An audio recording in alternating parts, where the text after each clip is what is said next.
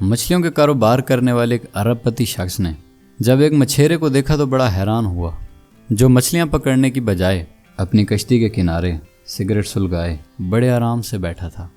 ارب پتی شخص نے اس مچھیرے سے کہا کہ بھائی تم فارغ کیوں بیٹھے ہو، مچھلیاں کیوں نہیں پکڑ رہے؟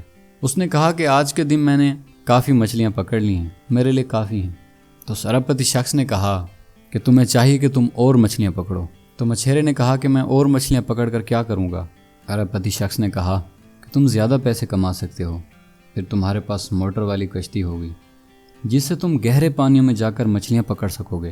تمہارے پاس نائلون کے جال خریدنے کے لیے کافی پیسے ہوں گے جو زیادہ بڑی مچھلیاں پکڑنے کے کام آئیں گے، اور جب تم زیادہ بڑی مچھلیاں پکڑو گے زیادہ پیسے کماؤ گے، جلد ہی ان پیسوں کی بدولت تم 2 سے 4 کشتیوں کے مالک بن جاؤ گے، اور ہو سکتا ہے اگر تم اسی طرح اپنی محنت جاری رکھو گے تو تمہارا بھی میری طرح ذاتی جہازوں کا بیڑا ہوگا، پھر تم بھی میری طرح امیر ہو جاؤ گے۔ اس ارب پتی شخص کی کسی بھی بات کا بغیر اثر لیتے ہوئے کچھ دیر خاموش رہنے کے بعد مچھیرے نے اس سے پوچھا کہ بھائی اس کے بعد میں کیا کروں گا؟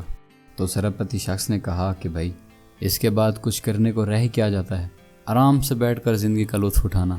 کچھ دیر مچھیرا خاموش رہا اور سوالیہ نظروں سے اس ارب پتی شخص کی طرف دیکھتا رہا، اور پھر کہا کہ بھائی تم مجھے بتاؤ کہ تمہیں کیا لگتا ہے کہ میں اس وقت اپنی کشتی پر ٹیک لگائے سگریٹ لے کر کیا کر رہا ہوں؟ کہا کہ میں زندگی کا لطف ہی لے رہا ہوں۔ تو دوستو، ایک طرح سے اس مچھیرے کی بات قابل غور ہے۔ کبھی کبھی زندگی کو بہتر بنانے کی دوڑ میں اتنا مگن ہو جاتے ہیں کہ اس سے لطف اٹھانا بھول جاتے ہیں۔ دوسری بات یہ ہے کہ انسان کو ہمیشہ بہتری کی طرف گامزن رہنا چاہیے۔